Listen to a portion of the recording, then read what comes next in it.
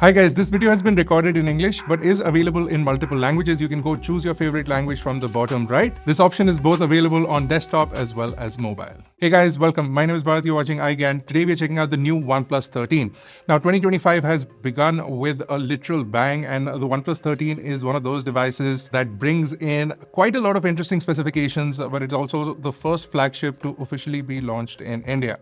Now we got some interesting design features as well as inbuilt features and specifications that we want to talk about. And before we get started with that, I want to tell you that this video is not sponsored and all the thoughts and opinions about this device in this video are my own.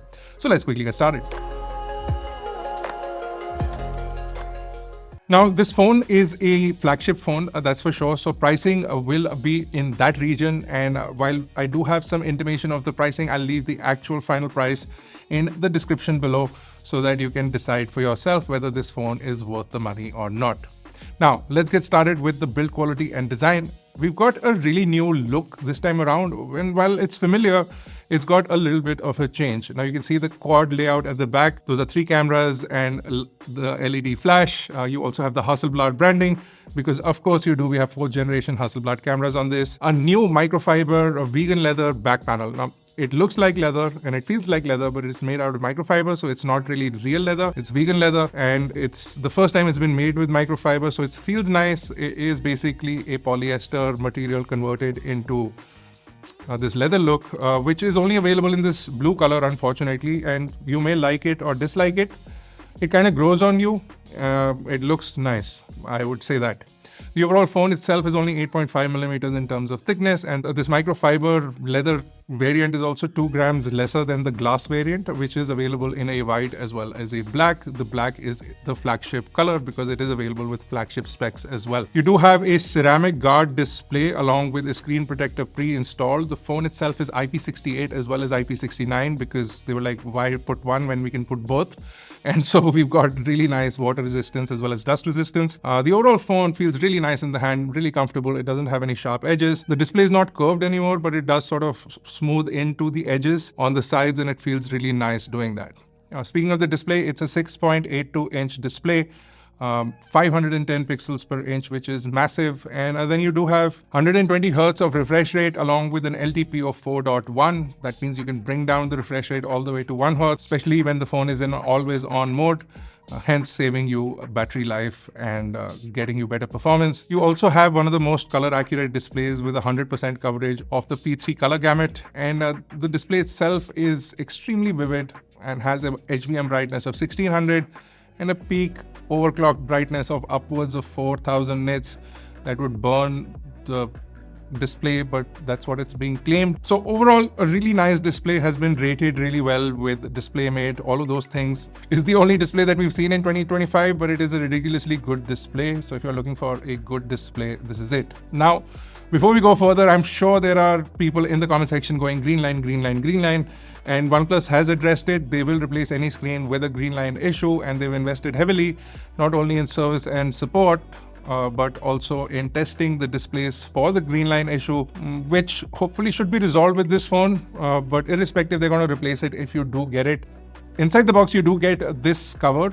It's a standard TPU cover, but it is matching the color of the phone, which is sort of nice. But then you do have these new magnet style covers. So they do have a MagSafe style ring on the inside.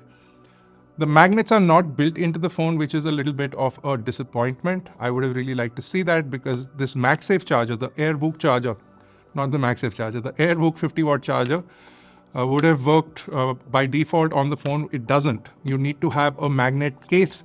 So not only do you have to buy the charger, but you have to buy the case so that this works. Now, if you have an iPhone, this works flawlessly with that. So go ahead. If you just want a really nice 50-watt charger, which will give you about 35 watts of charging on an iPhone, you can get it.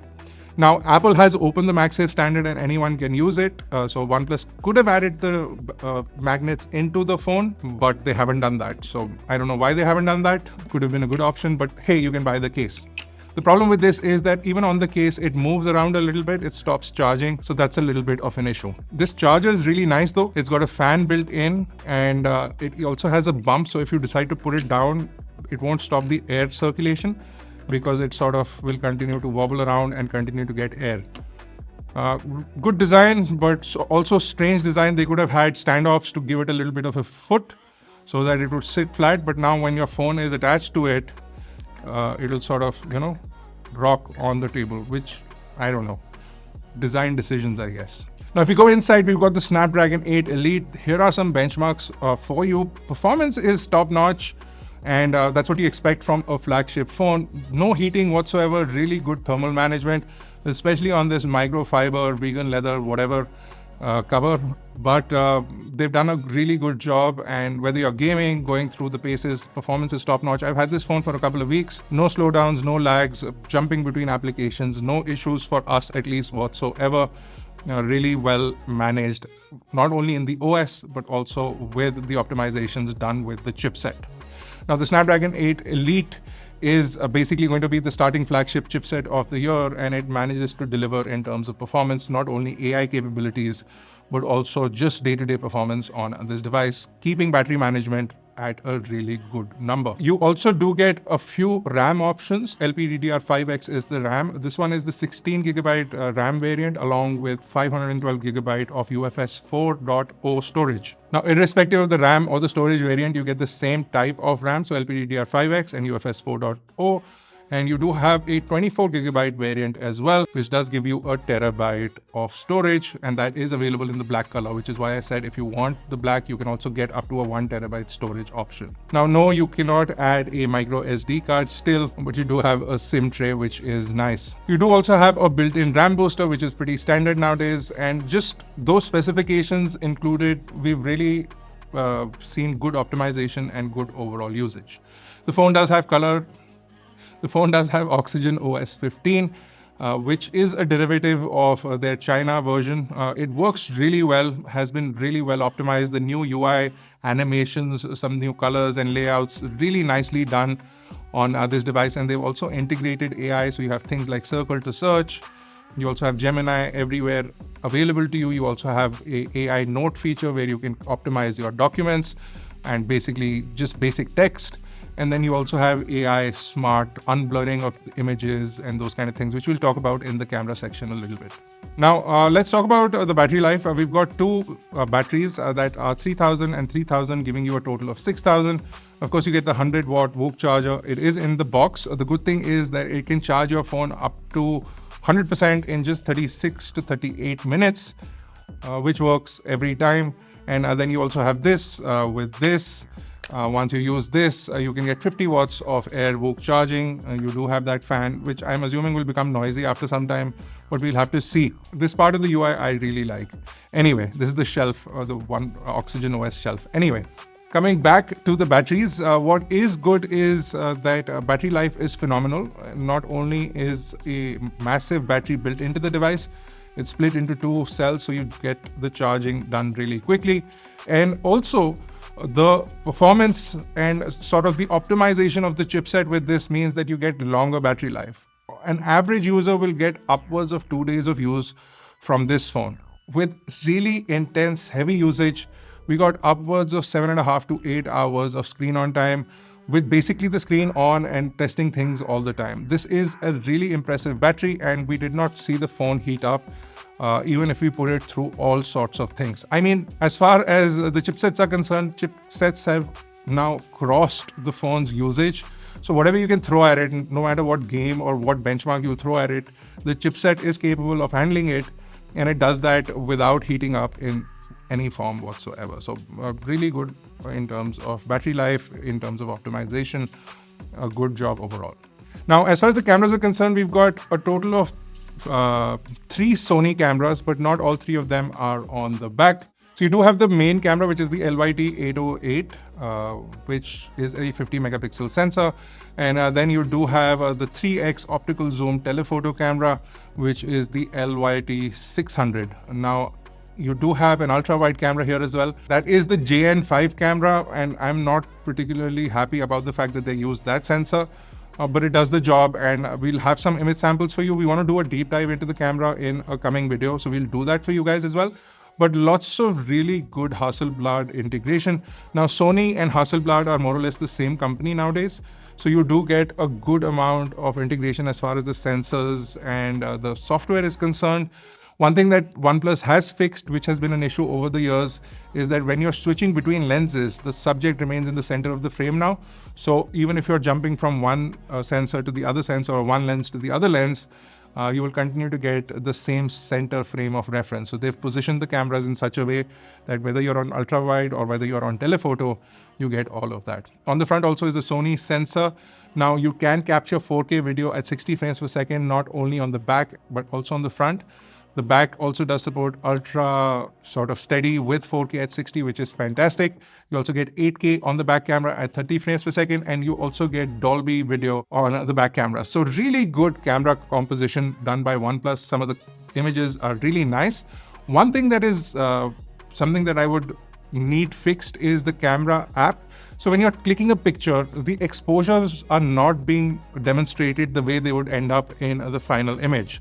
A good example of that is when I'm taking a selfie with a light in the back, it shows the light as overexposed, but when you click the picture, it sort of clears it out.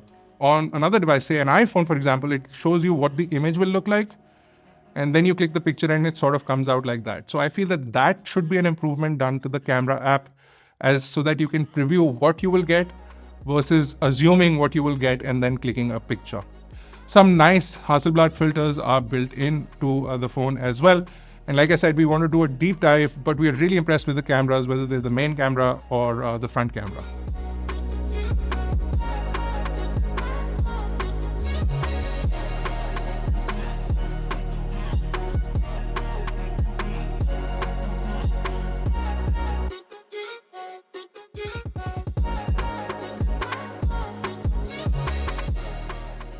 Now, as far as connectivity is concerned, we've got Wi-Fi 7 as default, Bluetooth 5.4, LHDC 5.0, which is where this new colorway of the OnePlus Buds Pro also comes in.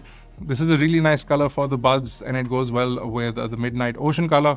But of course, already available, just a new colorway, but with LHDC support, and LHDC is 5.4 on this.